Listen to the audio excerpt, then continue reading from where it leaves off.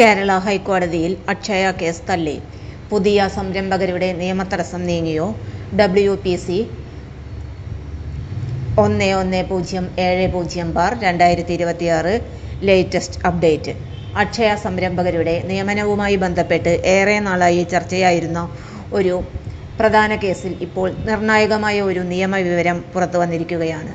കേരള ഹൈക്കോടതിയുടെ WPC number 11070/2026 all Kerala Akshaya enterprises confederation versus state of Kerala എന്ന കേസിന്റെ 2026 ജൂലൈ 28 ഡെയിലി സ്റ്റാറ്റസ് അനുസരിച്ച് business dismissed, nature of disposal dismissed, disposal date 28/7/2026 എന്നാണ് രേഖപ്പെടുത്തിയിരിക്കുന്നത്. ഇതിന്റെ അർത്ഥം എന്താണ്? സാധാരണ നിയമപരമായി ഡിസ്മിസ്ഡ് എന്ന് പറയുന്നത് ആ റിട്ട് ഹർജി ഹൈക്കോടതി തള്ളിയെന്നാണ് സൂചിപ്പിക്കുന്നത്. അതായത് ഈ ഹർജിയുമായി ബന്ധപ്പെട്ട നടപടികൾ കോടതിയിൽ അവസാനിച്ചിരിക്കുകയാണ്. ഇനി ഒരു പ്രധാന സംശയം പലർക്കുമുണ്ട്. മുമ്പ് ഹൈക്കോടതി നൽകിയിരുന്ന ഇടക്കാല ഉത്തരവിന് എന്ത് സംഭവിക്കും? സാധാരണയായി ഒരു കേസ് അന്തിമമായി തീർപ്പാക്കിയാൽ അതിനോടനുബന്ധിച്ച ഇടക്കാല ഉത്തരവുകൾക്കും പ്രാബല്യം അവസാനിക്കും.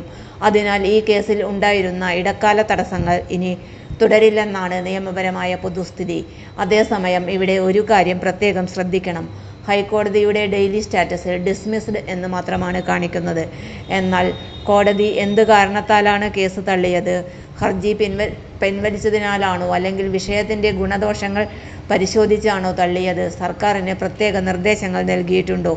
ഇവയെല്ലാം അറിയാൻ 2026 ജൂലൈ 28 അന്തിമ വിധി ഫൈനൽ ജഡ്ജ്മെന്റ് ഓർഡർ ലഭിക്കേണ്ടതുണ്ട്. അതുകൊണ്ട് ഇപ്പോൾ ലഭ്യമായ ഔദ്യോഗിക വിവരത്തിന്റെ അടിസ്ഥാനത്തിൽ പറയാൻ കഴിയുന്നത് ഇത്രയാണ്. ഒന്നാമത്, WPC നമ്പർ 11070/2026 കേസ് ഇപ്പോൾ തീർപ്പാക്കിയിട്ടുണ്ട്. രണ്ടാമത്, കേസിന്റെ സ്റ്റാറ്റസ് ഡിസ്മിസ്ഡ് എന്നാണ്. മൂന്നാമത്, ഈ കേസിന്റെ അടിസ്ഥാനത്തിൽ ഉണ്ടായിരുന്ന ഇടക്കാല തടസ്സങ്ങൾ സാധാരണയായി ഇനി നിലനിൽക്കില്ല. ഇനി സർക്കാർ അക്ഷയ സംരംഭകരുടെ തിരഞ്ഞെടുപ്പും തുടർ നടപടികളും മുന്നോട്ട് കൊണ്ടുപോകുമോ എന്നതാണ് എല്ലാവരും കാത്തിരിക്കുന്ന പ്രധാന വിഷയം. ഈ വിഷയവുമായി ബന്ധപ്പെട്ട് ഏറ്റവും പുതിയ ഔദ്യോഗിക വിവരങ്ങൾ ലഭിക്കുന്നതിന് ചാനൽ സബ്സ്ക്രൈബ് ചെയ്യാനും ബെൽ ഐക്കൺ അമർത്താനും മറക്കരുത്.